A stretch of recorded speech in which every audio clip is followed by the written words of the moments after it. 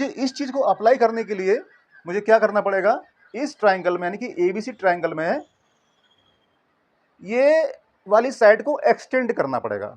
Hello everyone, welcome to my YouTube channel wave action. Glad you are here. Let's get started. First of all, look at this problem carefully and think about what it wants you to do. So ये हमसे क्या चाहता है, इसको समझने के लिए हमें इसको ध्यान से पढ़ना होगा। तो चलिए पढ़ते हैं। So the question is, if angle A and angle B are acute angles such that cos A is equal to cos B, then show that angle A is equal to angle B. तो ये question हमसे कह रहा है कि दो angle हैं, angle A and angle B, और cos A is equal to cos B वो बराबर हैं, ठीक है। और जो एंगल A और एंगल B वो एक्यूट है, और angle A is equal to angle B proof करना है, यानी कि ये शो करना है। तो इन सारी वाली बातों को जो इसमें दी गई हैं, पहले उसको हम नोट कर लेते हैं। तो देखिए, angle A comma angle B, तो ये दोनों एक्यूट हैं। तो देखिए, एक्यूट एंगल क्या होते हैं, 0 डिग्री से ग्रेटर होते हैं लेकिन 90 डिग्री से कम होते हैं, ठीक है। तो 90 डिग्री से कम होते हैं, चलो बात सही बात है। अब हम आगे क्या करेंगे कि और हमें क्या दिया गया है, cos A is equal to cos B, ये भी दिया गया है। जानना क्या चाहता है वो हमसे क्या चाहता है कि angle A is equal to angle B ये प्रूफ करना है, यानी कि शो करना है। तो देखिए, ये सारी वाली बातें कोई ना कोई ट्राइंगल में हो रही हैं, तो वो ट्राइंगल हम ये मान लेते हैं कि वो ट्राइंगल ये है, ठीक है। और इस ट्राइंगल को नाम दे देते हैं ए, बी और सी, इस तरीके से। अब देखिए, ये जो क्वेश्चन है ये तो बताया नहीं ये कौन से एंगल ट्राइंगल के लिए बोल रहा है, तो ये किसी भी ट्राइंगल के लिए हो सकता है। तो ये राइट एंगल ट्राइंगल के लिए मैं पहले बता चुका हूं, और इस वाले ट्राइंगल के लिए दो मेथड हैं, जिसका एक मेथड पहले बता चुका हूं, यानी कि दो तरीके में पहले करा चुका हूं, आप उन वीडियो को देख सकते हो। तीसरा मेथड ये है। तो देखिए, अब हम इसको सॉल्व करना चाहते हैं, तो इसको सॉल्व करने के लिए क्या करना पड़ेगा, इस क्वेश्चन को पार्ट्स में बांटना पड़ेगा। और कितने पार्ट्स में बटेगा, तो देखिए चेक करिएगा कि पहले तो ये समझ लीजिए cos A equal to cos B दिया गया है। तो cos A जो दिया जाता है, यानी cos जो दिया जाएगा वो राइट एंगल ट्राइंगल में दिया जाएगा, लेकिन यहाँ पर राइट एंगल ट्राइंगल तो नहीं है। तो एक तो प्रॉब्लम ये हो गई इसके अंदर कि इसके लिए हमें राइट एंगल ट्राइंगल इसके अंदर बनाना पड़ेगा।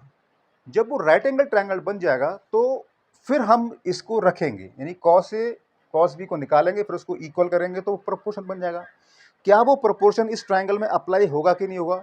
अगर नहीं होता है तो हमें क्या करना पड़ेगा, चलो वो कर भी दिया तो फिर उसके आगे हमें सॉल्यूशन करना पड़ेगा।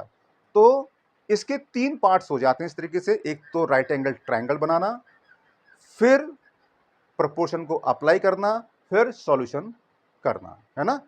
तो चलिए क्या करते हैं, पहले हम सी से इस पर एक परपेंडिकुलर डाल देते हैं। परपेंडिकुलर डाल दिया, ठीक है। तो इसको बोल दीजिए, इस पॉइंट को डी बोल दीजिए।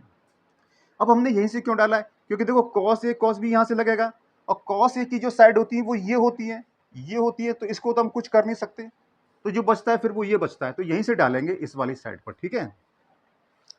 अच्छा चल ठीक है। अब हम क्या करते हैं कि cos A और cos B यहाँ से निकालते हैं। तो देखो cos A इक्वल टू क्या रहेगा, तो cos A इक्वल टू रहेगा कि AD अपॉन CA, यानी कि AD अपॉन CA, और cos B इक्वल टू क्या रहेगा, cos B इक्वल टू रहेगा BD upon CB, BD upon CB। But cos A equal to cos B ये given है, तो हमें फिर ये भी रखने पड़ेंगे, यानी कि AD upon CA equal to BD upon CB, ये आ गया। अब देखिए, AD upon CA, BD upon CB ये अलग अलग ट्राइंगल के लिए आ गए इस तरीके से। और देखिए, जो दो ट्राइंगल है, इसका मतलब है इसका रेशियो इसके बराबर है, मतलब ये प्रोपोर्शन हो गया। लेकिन आप जानते हो कि अलग अलग ट्राइंगल में जो प्रोपोर्शन होता है वो कॉरेस्पॉन्डिंग होता है, मतलब ये हो सकता है कि इसका प्रोपोर्शन इसके बराबर है तो इसका प्रोपोर्शन इसके बराबर होना चाहिए, लेकिन ये एक ही में दे दिया। तो हम क्या कर सकते हैं इसके लिए, इसको क्रॉस कर सकते हैं, मतलब ये जो साइड्स हैं इनको हम क्रॉस ट्रांसपोजिंग करेंगे। क्रॉस ट्रांसपोजिंग तो क्या करेंगे, A D upon B D ले आओ और सी ए अपॉन सी बी कर दिया। अब ये देखो अलग अलग ट्राइंगल में आ गए, मतलब A D upon B D, मतलब ये अपॉन ये, और सी ए अपॉन सी बी यानी कि सी ए अपॉन सी बी आ गया। लेकिन अब ये जो कंडीशन आई है वो सेम ट्राइंगल के लिए आ गई। तो सेम ट्राइंगल में क्या होता है कि ये तो ठीक है कि सेम ट्राइंगल में जो साइड्स होती है इस तरीके से होती है, देखो ये, तो जैसे कि दो साइड्स हैं, इनको हमने ऐसे करके यहां से पॉइंट दे करके इसको ब्रेक कर लिया, तो इसका प्रोपोर्शन इसके बराबर, तो प्रोपोर्शन बराबर यानी कि ऐसे जैसे कि इस साइड के पीस हो रहे हैं वैसे ही या तो इसके पीस हो या इसके हो, लेकिन यहां तो पीस है ही नहीं, तो यहां पर क्या हो रहा है कि पूरा का पूरा रेशो इसके बराबर है, जो कि वैलिड नहीं है। तो हम क्या करेंगे, हम इस चीज को अप्लाई करने के लिए यानी कि सी ए बी ट्राइंगल में या ए बी सी ट्राइंगल में, तो मैं इसको इरेज कर देता हूं फिलहाल, है ना, इसकी जरूरत नहीं है, मेरे को समझाने के लिए लिखा था। तो मैं क्या करता हूं कि मुझे, ठीक है, तो क्या करूंगा, मैं एक्सटेंड कर देता हूं। पहले देखो ये एक्सटेंड कर दिया। अब ये जो एक्सटेंड मैंने एक्स्ट्रा किया है वो इसके बराबर होना चाहिए, यानी कि मैंने मान लिया कि ये वाला पॉइंट यहां रहा, यानी कि इसको नाम दे दीजिए ई, और इस पॉइंट को इससे ज्वाइन कर दो, ये ज्वाइन हो गया, ठीक है। तो अब ये वाली साइड बराबर है इसके बाई कंस्ट्रक्शन, ठीक है। तो जब ये कंस्ट्रक्शन बराबर हो गई ये वाली, तो ये हमें देखो ट्राइंगल मिल गया ये वाला।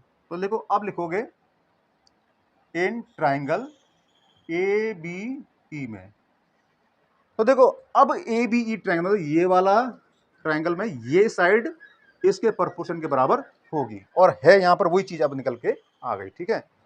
सो ये वाला प्रोपोर्शन ये बताने के बाद में तो क्या होता है कि जब ये प्रोपोर्शन हो जाते हैं ना, तो क्या होता है, जैसे कि छोटा सा फिर एग्जांपल ले रहा हूं मैं समझाने के लिए, जैसे कि ये और ये, यानी कि ये वाला प्रोपोर्शन इसके बराबर है, तो इसको ज्वाइन कर देंगे तो साइड जो बनेगी वो इसके पैरेलल होगी। सिमिलरली ये वाला प्रोपोर्शन इसके बराबर, तो ये जो पॉइंट है और ये जो पॉइंट है, तो ये वाली जो लाइन बनेगी जैसे कि ये बनी है, तो ये लाइन इसके बराबर होगी। तो इन ट्राइंगल ए बी में क्या होगा, C D parallel to E B, ठीक है। तो ये इसके पैरेलल होगी।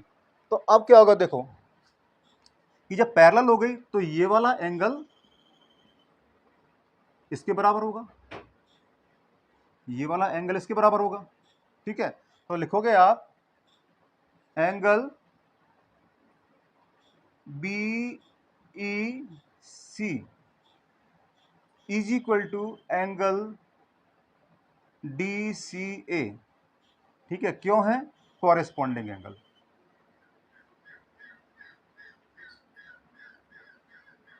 कॉरेस्पॉन्डिंग एंगल, ठीक है, कॉरेस्पॉन्डिंग एंगल है। चलो ये इसके बराबर हो गया। अब देखो ये वाला एंगल, चलो इसको कुछ सिंबल देता हूं अलग से, चलो मैंने इसको सिंबल ऐसा नाम दे दिया, ठीक है, ये वाला। तो ये वाला, ये एंगल इसके बराबर हो, क्या होगा, alternate interior angle. So angle C B E is equal to angle B C D, क्यों है, अल्टरनेट इंटीरियर एंगल, ठीक है। अब देखिए ये वाला एंगल इसके बराबर होगा, क्यों होगा, नाउ क्योंकि दो साइड्स बराबर है इस वाले ट्राइंगल में, तो इनके एंगल भी बराबर होंगे, है ना। तो देखिए इन ट्राइंगल बोल दीजिए बी सी ई, बी सी ई में, तो क्या कर रहे हो कि angle B E C is equal to angle C B E, क्यों है, इसको इरेज कर देता हूं, क्यों है कि angles opposite to equal sides are equal, ठीक है। तो ये इक्वल हो गए। अब देखिए इसको बोल दीजिए नंबर 1, इसको नंबर 2, इसको नंबर 3 बोल दीजिए। अब देखिए बी ई सी ये रहा, सी बी ई ये रहा, तो इसका मतलब क्या होता है कि ये वाला एंगल इसके बराबर और ये वाला एंगल इसके बराबर, तो इनको रख सकते हो आप। So therefore angle DCA is equal to angle BCD, यानी कि DCA यानी ये वाला एंगल और BCD यानी ये दोनों एंगल बराबर आ जाते हैं। ठीक है, ये वाले एंगल बराबर हो गए। अब बराबर हो गए तो क्या होगा कि ये वाले एंगल बराबर हो गए, और इस वाले ट्रायंगल में और इस वाले ट्रायंगल में क्या देखते हो, अलग अलग हम देखें। और देखिए इन ट्रायंगल ADC, तो इसमें क्या रहेगा कि एंगल DCA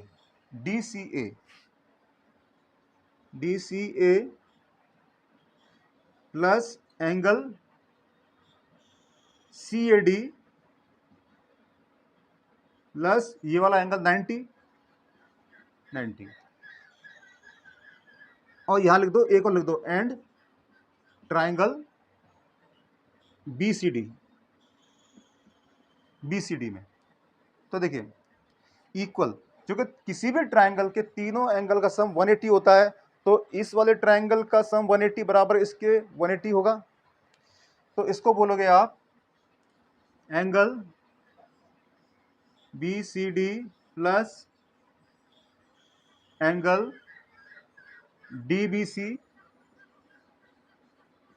प्लस 90 डिग्री। तो देखो 90 डिग्री से 90 डिग्री कैंसिल, और क्या है कि DCA यानी कि ये वाला एंगल BCD इसके बराबर कट गया, तो क्या बचा कि एंगल CAD बराबर एंगल DBC, या तो इसको ऐसे बोलो या और angle A is equal to angle B। So ये हमारा आंसर आ जाता है। तो यही हमें शो करना था, हैंस शोन, चाहे हैंस शोन बोलो चाहे हैंस प्रूफ बोलो, बात एक ही है। ठीक है, तो ये हमारा प्रूफ हो गया, और ये हमें शो करना था। So friend, that's all I wanted to say about this problem. If you found this video helpful, please like, subscribe and share this video. And sincerely thank you for watching this video.